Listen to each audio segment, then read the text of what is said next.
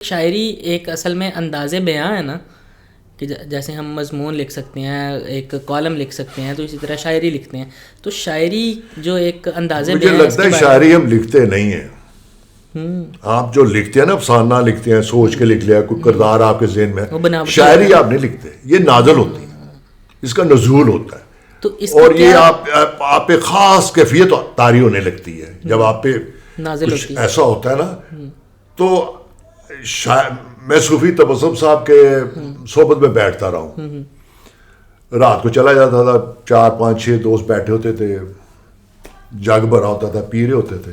وہ جب چلے جاتے تھے نا، تو میں بھی سوچتا تھا مجھے بھی اجازت دے دے. میری کوئی مجبوری تھی، انہوں نے مجھے میری ایڈمیشن کروایا تھا کالج میں. تو وہ باہر سڑک پہ جا کے نا، تو ایسے ایسے میں دیکھ لیتا تھا کہ اب گرتے نہیں تھے کچھ نہیں، تو ان کے سارے ادھر سائڈوں پہ تھے، وہ ایسے ایسے نا کھجلنا شروع کر دیتے. تو میں سمجھ جاتا تھا کہ اب یہ غائب ہو رہے ہیں، اب یہ اپنے کہیں اس عالم میں اپنے کہیں جا رہے ہیں دنیا. تو میں چلا آتا تھا. وہ مجھے اگلی رات کو میں جاتا تو مجھے نہیں کہتے تو کل منڈیا کتنے ہوئے، تارک تو کل کتنے چلا گیا تھا. ان کو پتہ ہی نہیں چلتا تھا، غائب ہو جاتے. ایک خاص کیفیت ہے. تو شاعری لکھی نہیں جاتی.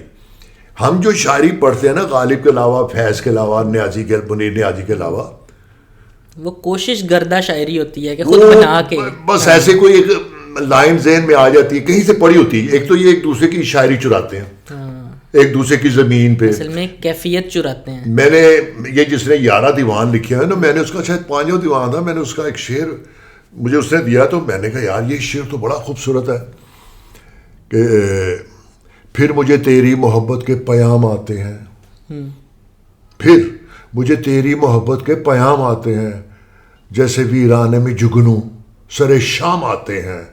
اتنا اچھا شعر. تو میں نے کہا رفیق صاحب شعر تو یار کمال تھے زبردست. ہاں جی. مجھے کچھ سالوں کے بعد میری نظر سے فیض کے کوئی 2 شعر گزرے. دل میں پھر یوں تیرے بھولے ہوئے غم آتے ہیں، جیسے بچھڑے ہوئے کعبے میں صنم آتے ہیں. اب اسی پہ اس نے شعر لکھ دیا، بنا دیا، مثال بدل کے بنا دیا. تو تھوڑا سا ان میں سینس تو ہوتی ہے، تھوڑی سی 10 15 20 ایسے تو نہیں ہے آپ کسی شاعر کا میں ایسا نہیں کر سکتا، تھوڑے بہت سینس ہوتی ہے. تو بہتر آپ نہ ہی شرمندہ ہوں، پیسے غریبوں میں بانٹ دیں. میرے بھائی نے بھی میرا خیال دیوان شوان چھاپا چھپا 50 60 ہزار روپے تو لگا ہوا. یار غریبوں میں بانٹ دو، وہ پھر ادھر ادھر. اچھا وہ مجھے بھی ایسے پھر آپس میں بانٹ دیتے ہیں، دیوان چھپوا کے پھر دوستوں یاروں میں ایسے بانٹ دیتے ہیں. اچھا قیمت میں لکھی تھی، قیمت 500 روپے، اور بھائی یہ تو کباڑی والا لے، اس کو 5 روپے کی لے گا. اور یہ جو شاعروں کی یہ کتابیں ہوتی ہیں زیادہ تر کباڑیوں کے پاس بکتی. تو ایسا کام نہ ہی کریں جس میں آپ کی کیفیت ہی نہیں ہے، جو آپ کے مزاج کا ہی نہیں ہے نا. آپ فیض کو پڑھ کے مزہ لیں. آپ نے ضرور میں شاعر، یار کوئی شرم کرو یار، کوئی عقل کر لو. نہیں تو دوسرا رخ یہ بھی تو ہے نا، اگر کوئی کوشش کرے، یا کوشش یا کسی کا ہو سکتا ہے کہ وہ طرز بیاں شاعری ہو تو وہ کل کو وہ ایک نام بن جائے.